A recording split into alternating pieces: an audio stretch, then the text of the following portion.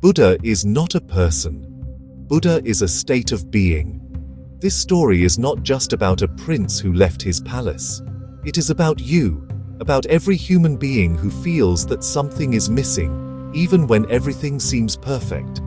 This is the story of Gautam Buddha, a man who sacrificed a golden kingdom to discover the inner kingdom of truth.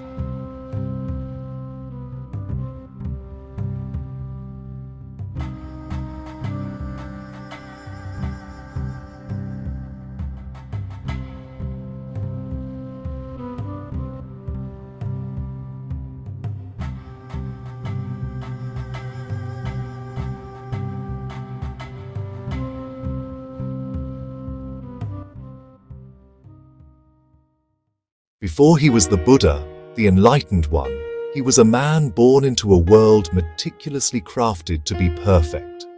He was Prince Siddhartha of the Shakya clan, a child of prophecy and privilege. From the moment of his birth, he was surrounded by an almost unimaginable degree of luxury, comfort, and curated beauty. His home was not merely a palace, it was a universe unto itself. A sprawling masterpiece of architecture where every column was carved with divine figures and every courtyard bloomed with exotic flowers. The air was perpetually scented with incense and blossoms, and the only sounds were the gentle strumming of sitars and the soft laughter of attendants. His father, King Suddhodana, had heard a prophecy. His son would either become a great king, a ruler of the world, or a great ascetic, a savior of humanity. Fearing the loss of his heir to the spiritual path, the king built a fortress of pleasure around Siddhartha. He decreed that the prince should never witness the harsh realities of life. No pain, no death, no sickness, not even the simple sight of old age would ever touch his eyes. The servants were all young and beautiful. The gardens were cleared of withered leaves each morning, and any sign of decay was immediately erased. The world presented to Siddhartha was a flawless, unchanging illusion of eternal youth and happiness. But Osho says something profound. You can hide misery from a man, but you cannot hide intelligence from itself. The king could control Siddhartha's environment, but he could not control the prince's own brilliant, inquisitive mind. Intelligence is a light that cannot be contained. It seeks to illuminate everything, especially the shadows, and in a world without shadows, it begins to question the nature of the light itself. And so, even amidst the endless parade of pleasure, Siddhartha felt a deep and persistent restlessness. He watched the dancers, tasted the exquisite foods, and walked through the perfect gardens, but a sense of emptiness pervaded it all. It was a feeling he could not name, a subtle disquiet that hummed beneath the surface of the constant celebration. The perfection felt hollow, the joy felt rehearsed. He was a spectator in his own life, observing a beautiful play that failed to stir his soul. Inside him, a silent question echoed, growing louder with each passing day. Is this all life is? Is it merely a cycle of fleeting sensations, a collection of beautiful objects and pleasant moments? If this perfection is the pinnacle of existence, why does it feel so profoundly incomplete? The question was a seed of awakening, planted in the fertile ground of his intelligent mind, waiting for the right moment to break through the gilded surface of his world. The material world offered him everything it had. Gold did not satisfy him, it was just a cold, heavy metal. Power did not fulfill him, it was a game of managing illusions. And the most refined pleasure did not give him peace. It only sharpened his awareness of a deeper, unquenchable thirst. His spirit yearned for a truth that could not be bought, built, or tasted. It longed for an answer that lay somewhere beyond the palace walls. For 29 years, Prince Siddhartha lived a life of curated perfection, a beautiful dream woven by his father, the king. He was shielded within the palace walls, surrounded by youth, health, and endless pleasure. Yet, a quiet disquiet grew within him, a sense that this perfect world was an elaborate illusion. He felt an irresistible pull to see the world as it truly was, beyond the gilded gates. So one day, driven by this deep yearning for truth, Siddhartha ordered his charioteer, Channa, to take him into the city. For the first time, he stepped outside the palace and witnessed 4 realities that would shatter his world forever. First, he saw a sick man. His body was contorted in agony, his skin pale and clammy. Siddhartha, who had never known a day of illness, was stunned. He saw not just a person, but the raw, undeniable reality of disease and physical suffering. He turned to his charioteer and asked, "Channa, what is wrong with this man? Is he a unique case, or can this happen to others?" Channa replied, "Master, this is sickness. It is a part of life, and it can come to any one of us." Continuing on, his gaze fell upon an old man. The man's body was frail and withered, his movements slow and uncertain. He saw the decay of time etched into a human form. This was old age, a destination he had never conceived of. The prince, in his vibrant youth, felt a cold dread. "Is this what happens to all people?" he asked. "Yes, my lord," Channa said softly. "Youth fades. All who are born must grow old." The third sight was the most profound shock of all, a dead body. He saw the stillness, the absolute absence of life. He saw the grief of the family following behind. In that moment, the concept of death ceased to be an abstraction. It was a stark, inevitable end.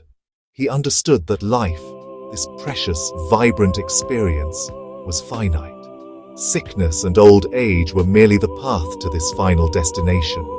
And finally, amidst the suffering, he saw a fourth sight, a monk walking with a silent, radiant grace.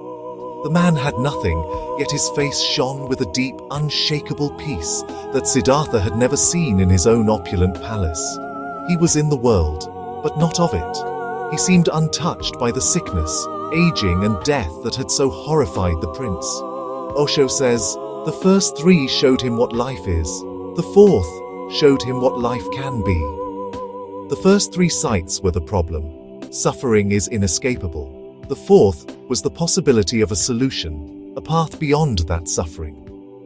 In that moment, Siddhartha understood with devastating clarity.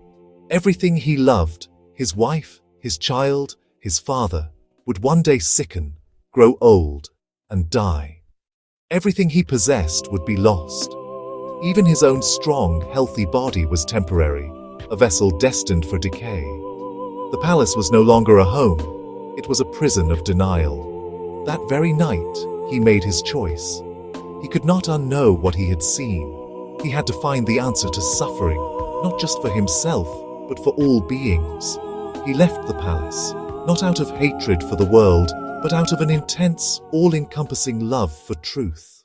Osho makes it very clear, Buddha did not renounce the world, he renounced ignorance. Siddhartha tried extreme fasting, severe discipline and self-torture. He almost died. Then came a realization.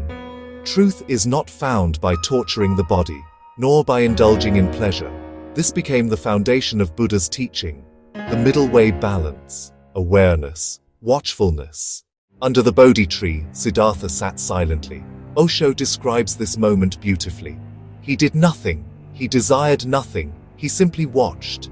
Thoughts came and went, fear arose, temptations appeared, but he remained a witness. As the morning star appeared in the sky, Siddhartha disappeared. Buddha was born. He laughed, not loudly, but inwardly. I am awakened. Not to God, not to heaven, but to existence itself. After enlightenment, Buddha did not become serious. He became compassionate. Osho says, Buddha's compassion is not sympathy, it is understanding. He walked barefoot for 45 years, sharing silence, awareness, and truth. He did not preach God. He did not promise heaven. He simply said, be a light unto yourself. This is why Osho calls Buddha the most scientific mystic. Buddha never answered questions about God. Osho explains, because God is not a belief, It is an experience. Buddha used silence as teaching. Sometimes disciples would ask questions, and he would remain silent. That silence was the answer. He taught meditation as awareness in daily life, walking, eating, breathing. We have journeyed through the life and teachings of Siddhartha Gautama, but the final truth is not found in the past, nor in a figure distant from ourselves. The most profound realization is this: Buddha lives in you. This is not a poetic phrase, but a fundamental reality. Within the very fabric of your being, there exists a seed of pure awareness, a potential for boundless compassion and unshakable peace. It is the same essence that awakened under the Bodhi tree. It is your birthright, your deepest nature, waiting patiently to be discovered. Because of this, you don't need to worship Buddha as an external god. You need to become a Buddha. To worship is to create distance, to place the goal on a pedestal, forever out of reach. To become is to integrate, to realize that the qualities you admire, wisdom, serenity, love, are not external possessions of another, but dormant capacities within yourself. The path is not one of supplication, but of cultivation. It is an active, personal process of awakening the enlightened consciousness that already resides within you. Buddha is not in statues of stone or gold. He is not confined to temples or monasteries. These are but reminders, pointers to the truth. The real temple is your own body. The true statue is your own consciousness. The living Buddha is found in the moment when you watch your breath, when you observe your thoughts without judgment, when you are fully present with the unfolding of life, just as it is. He is in the space between your thoughts, in the stillness that underlies all the noise. He is in the simple act of mindful attention. Let us connect with this presence right now. Close your eyes for a moment. Feel the gentle rhythm of your breath, in and out. Let go of the story of who you think you are. Let go of the past and the future. Simply be here, in this stillness. In this quiet, you can feel it, a deep, unwavering presence. That is the Buddha within. And remember, the same consciousness that awakened Gautam Buddha is waiting to awaken within you. It is not a different light, but the very same light. His journey is a map, showing that it is possible for a human being to achieve ultimate freedom. Now, the journey is yours. The path is clear. The guide is your own awareness. The destination is the home you've never truly left. Awaken.